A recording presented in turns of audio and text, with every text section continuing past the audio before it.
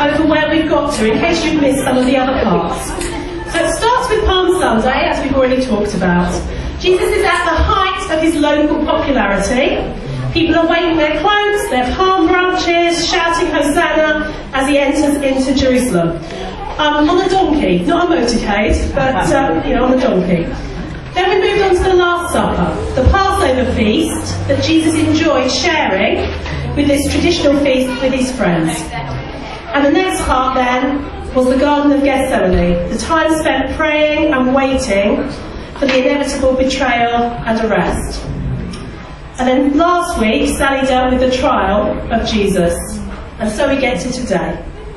Jesus has been convicted, he's been sentenced to be crucified, and what we're going to do today is to just read through the Bible account in sections and reflect on some of them.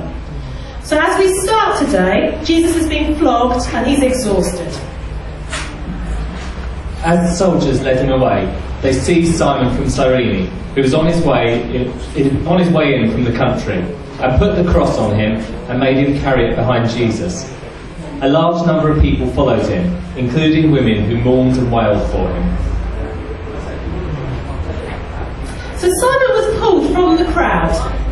In Mark's Gospel, it said that he was passing by with his children on the way from the countryside. I expect that he was probably being a bit nosy. I know that I would be. He was maybe wondering what all the fuss was about, wondering what the crowds were for, wondering who these women were mourning and wailing for. He was a bystander and he was forced to carry his cross. But Jesus asks us, his followers, to pick up our cross and carry it, to do likewise. In Luke's Gospel, which is where we've been reading from, Jesus says, "Whoever wants to be my disciple must deny themselves, take up their cross daily and follow me." I don't know about you, but that isn't something that I feel particularly easy and comfortable with. It makes me feel apprehensive, it makes my stomach tighten. It's not something that I want to do, because it really asks something of me. Which of us would be running forward to take Simon of Cyrene's place? Which of us would be carrying Jesus' cross? Which of us would face the Roman soldiers, to be associated with Jesus at that time on his way to the cross, to be mocked by the crowds around? It's much, much easier to blend into the crowd, to disappear, to be invisible. It's harder to stand up and to be counted. Simon shared in Jesus' suffering. He helped to carry his heavy burden. And we're called to do the same, to share in the sufferings of others, to alleviate their burdens and to stand up for those who have no voices. We're called to take up our cross and to follow him. Two other men, both criminals, were also led out with him to be executed. When they came to the place they called the Skull, they crucified him there, along with the criminals, one on his right, the other on his left. Jesus said, "Father, forgive them, for they do not know what they're doing." And they divided up his clothes by casting lots.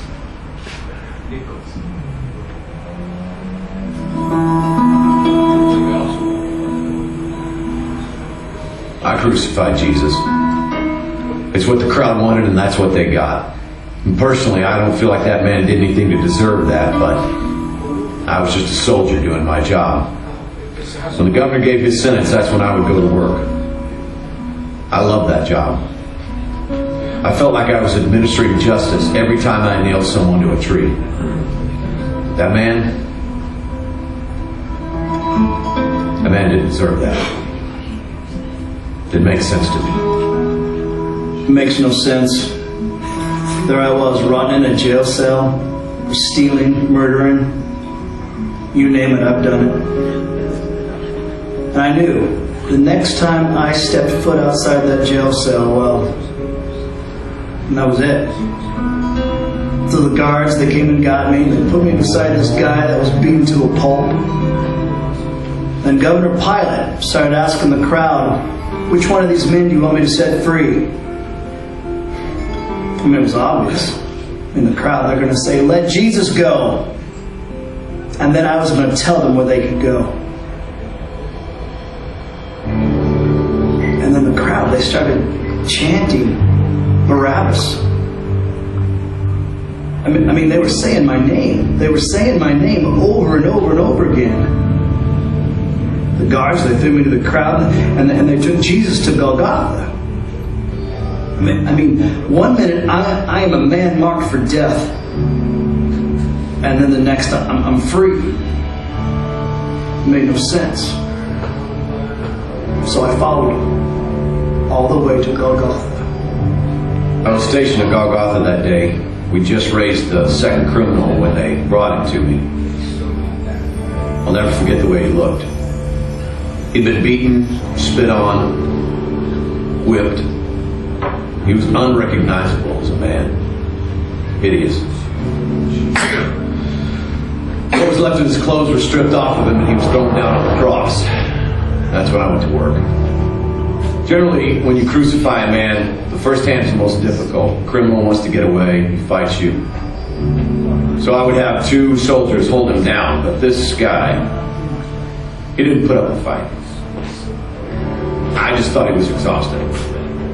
As an executioner, I've been called every name in the book. I've had men yell at me, plead with me.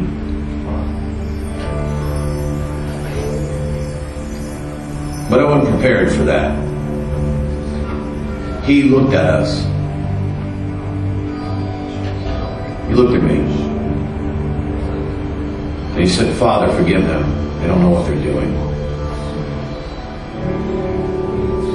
He forgave me. Forgive them. He said, forgive them. Who is he forgiving? It should have been me up there. I was the one that was supposed to be hanging on that cross. He took my place.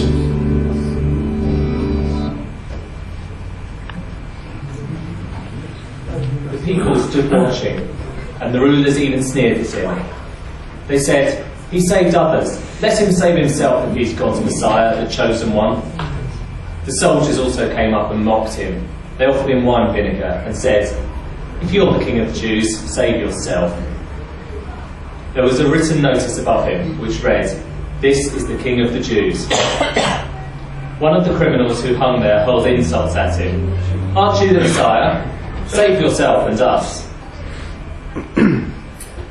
I think that these insults hark back to the time at the start of Jesus' ministry, when he was out in the desert fasting for 40 days and nights, and the devil tempted him. The devil said, "If you're the Son of God, then throw yourself off these high walls. If you're the Son of God, then turn these stones into bread. If you're the Son of God, take all the riches in the world." And now the crowd are saying, "If you're the Son of God, save yourself." I think it reflects that. But how much more must the temptation have been now than before? How much more must the temptation have been to save himself from the agonies and the isolation? But he didn't. But the other criminal rebuked him. "Don't you fear God," he said, "since you are under the same sentence. We are punished justly, for we're getting what our deeds deserve, but this man has done nothing wrong." Then he said, "Jesus, remember me when you come into your kingdom." And Jesus answered him, "Truly, I tell you, today you will be with me in paradise." The prisoner was guilty. He deserved to be there. He offered no justification. He didn't say a prayer. He didn't even ask for forgiveness. All he did was say to Jesus, "Can I be remembered? Remember me when you come into your kingdom." And Jesus said, "Yes."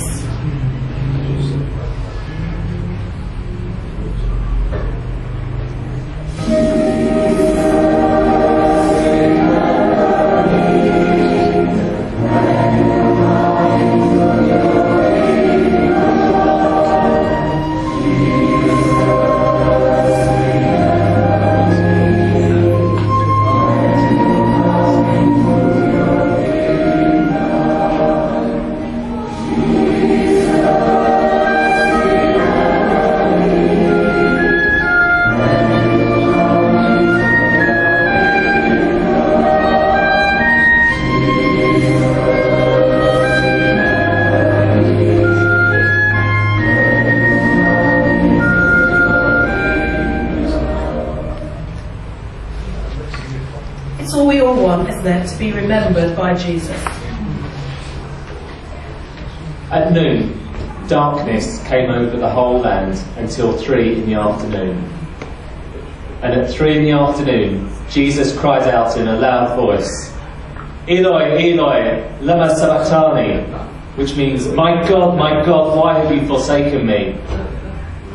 With a loud cry, Jesus breathed his last. The cry of my God, why have you forsaken me?" comes from the Psalms, Psalm 22, and I've written more of it out on your sermon notes.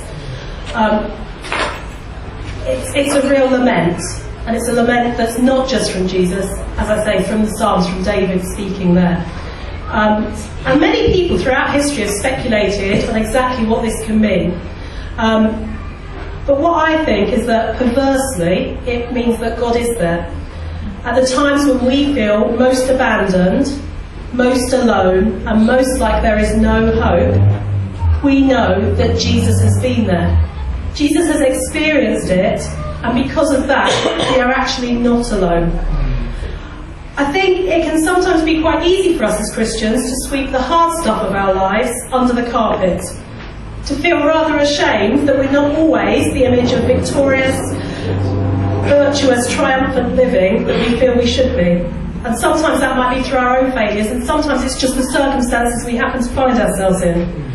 But our lives can be hard, and I know Tina said she didn't like the word, but they can sometimes be full of failure and disappointments. And sometimes we're just at the end of our tether. We can be depressed, we can be horrible, other people can be horrible to us. Dreadful things can happen out of nowhere. We sometimes pretend that life isn't like that, but sometimes it is. Sometimes we feel forsaken by God. And I think the evidence in the Bible is there that we can say that. We can cry out to God, "Where are you? Why have you abandoned me? Where are you?" So Jesus did that. Jesus did that too. Jesus felt that too, as we do sometimes, and the writers of the Psalms. Jesus felt the entirety of human pain and desolation at that point. He really understands. The curtain of the temple was torn in two from top to bottom. And when the centurion, who stood there in front of Jesus, saw how he died, he said, "Surely this man was the Son of God." Apparently the curtain that hung in the temple separated out the holiest part from the rest of it. And only the high priest was allowed in there, and then, I believe, only once a year.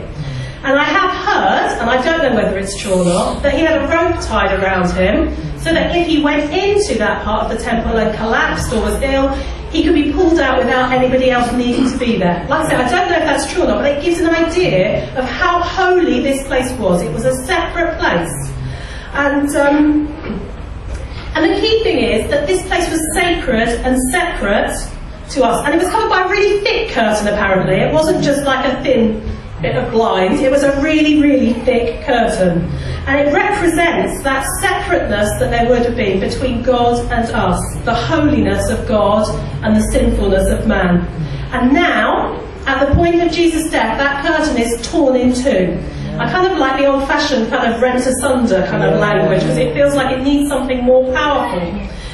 And it symbolises the removal of that separation between God and man. That Jesus, dying for us, has somehow bridged that gap, has closed the separation off. It's made the communication really possible and really personal. Some women were watching from a distance. Among them were Mary Magdalene, Mary the mother of James the younger and of Joseph, and Salome. In Galilee, these women had followed him and cared for his needs. Many other women who had come up with him to Jerusalem were also there. It's difficult to imagine how Mary must have felt. I'm going to ask Suzanne to come up and read something that the author Michelle Guinness writes, imagining what Mary must have felt like.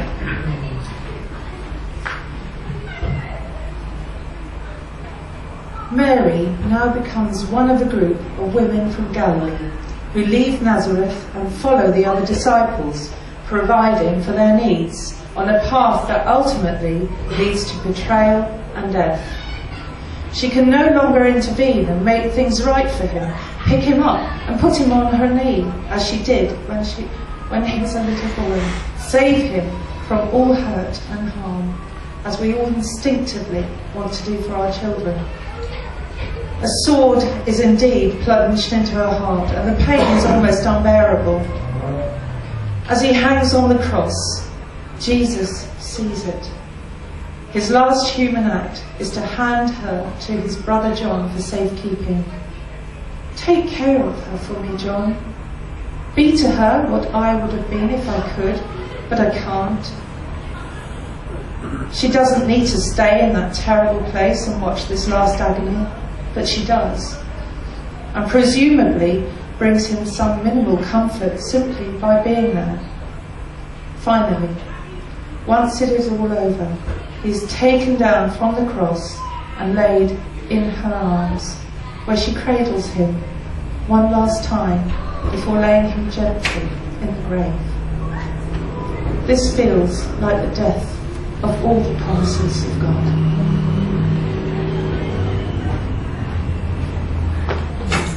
Later, Joseph of Arimathea asked Pilate for the body of Jesus. Now Joseph was a disciple of Jesus, but secretly, because he feared the Jewish leaders. With Pilate's permission, he came and took the body away. He was accompanied by Nicodemus, the man who earlier had visited Jesus at night.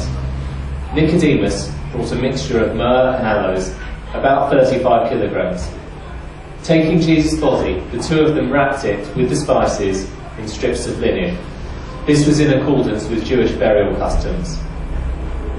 At the place where Jesus was crucified, there was a garden, and in the garden a new tomb in which no one had ever been laid.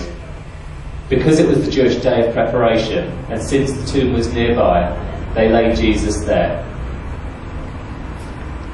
And so it was all over. Joseph and Nicodemus, two of his followers, do what little they can. They give him a tomb, they prepare his body for burial. It's a last act of love for the teacher that they cherished. But for Jesus' followers, his friends and his family, it must have felt like the end of absolutely everything.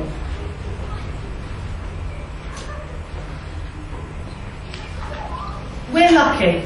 We know that it's not the end of the story. It's not the finish.